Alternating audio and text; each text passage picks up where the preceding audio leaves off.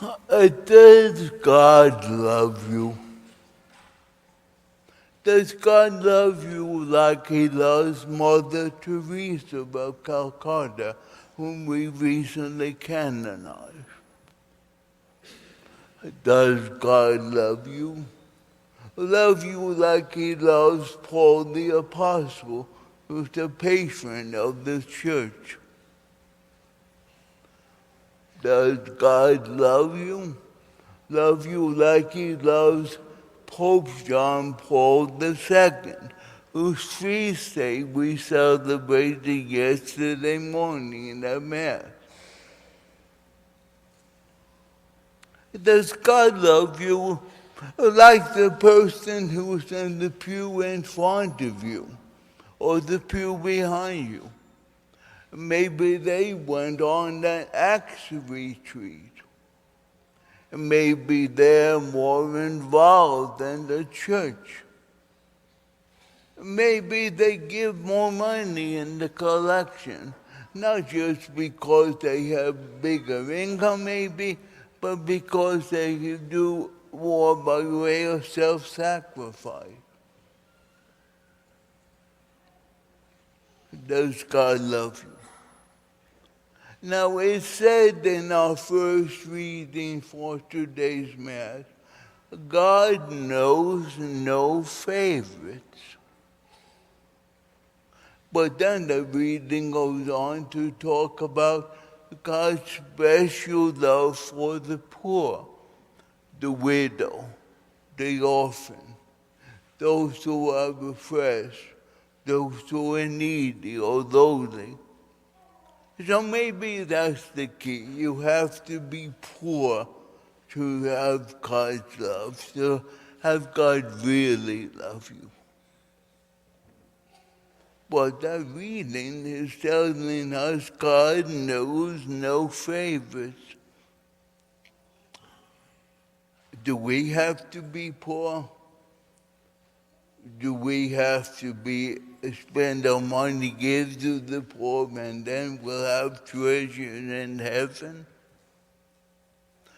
Maybe that is true because not only God, but the church and the social teaching talks about we have to be godly, have a preferential option for the poor.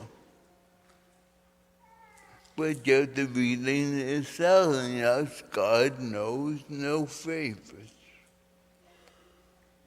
Maybe He loves saints. Mother Teresa of Calcutta, Apostle Paul, Pope John Paul II.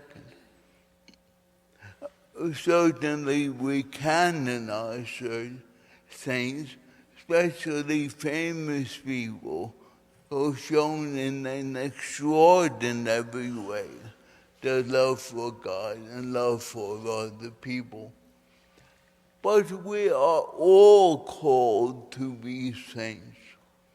We're all called to know God's love, to know God's love for us, to share that love with other people, to be God-like, to be Christ-like. Maybe the key then is told to us in the gospel reading of today's Mass. It's not just a matter of obedience to God's law. After all, the Pharisee was extraordinary in that regard. He obeyed every detail of God's law, he thought. But he missed the whole point, that the reason God gave the law to the Jewish people was to help them become more God-like. The tax collector, or in another translation we use the word the publican. He knew what God was really about. He knew that God wanted him to become more humble, more dependent. woe to me, a sinner. Have mercy on me, God. We have in the gospel reading of today's Mass a good directive of how we should live our lives. We should indeed be poor, but maybe it wasn't St. Luke who said that Jesus said, "Blessed are the poor," period. But maybe it's the version that Matthew gives us, where he says a little more clearly, I think, what Jesus was saying. Blessed are the poor in spirit. That's what we have to become, more poor in spirit. We have to know, like the poor, that we need help. And we have to know, like the poor, with faith, that our help ultimately comes from God. And we have to know the help that is given to us is the help from God. Whether or not those who help us are believers, God's Spirit is alive and active in this world. And He works through those who believe and those who do not believe. Our help is in the name of the Lord.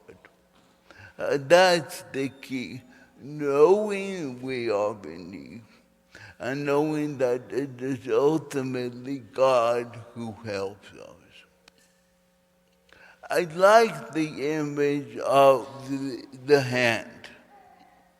We need not the hand that's closed, not the hand that's held close to the breast. We're not people who are complete, who need no one else.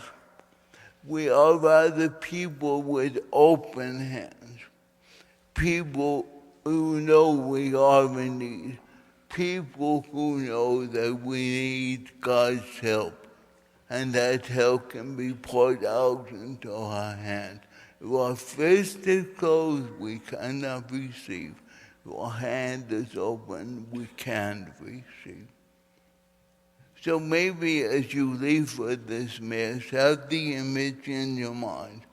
We all need to have not closed hands held close to the breast, but open hands ready to receive God's help. Open hands and open hearts.